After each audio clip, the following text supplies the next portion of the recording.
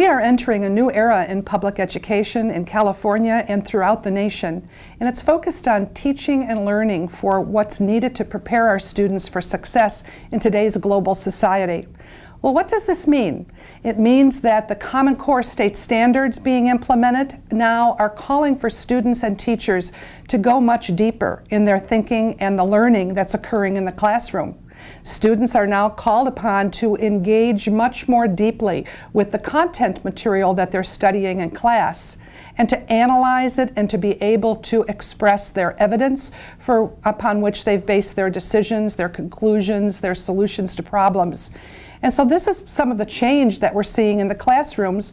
We hear about it, but let's go inside. Let's take a peek inside the classroom and look at what instruction is really like today. Let's visit an upper elementary level math class and see what's different today than the kind of teaching and learning that may have been occurring in the past, and what it is that families can do at home with their children.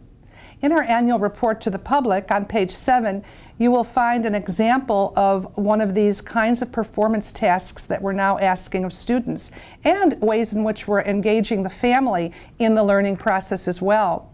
This task has to do with the drought situation and the need to conserve water throughout our state.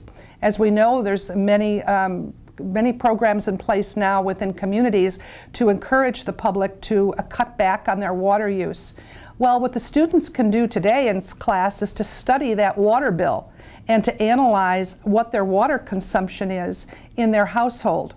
So by looking at their water bill and studying it with their family at home, for example, students will be able to see how much water is actually being consumed at the house, how much it is costing, and then what kinds of measures can be put in place at home in order to bring that water bill down and also to bring down that level of consumption of water in the ways in which we're using it.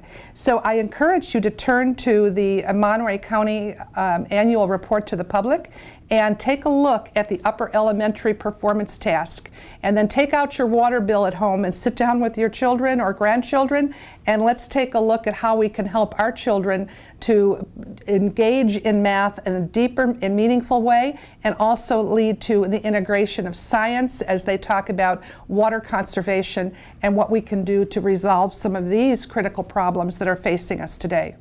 So the difference in the classroom is that we're seeing students engage in real-world work and solving some of today's problems.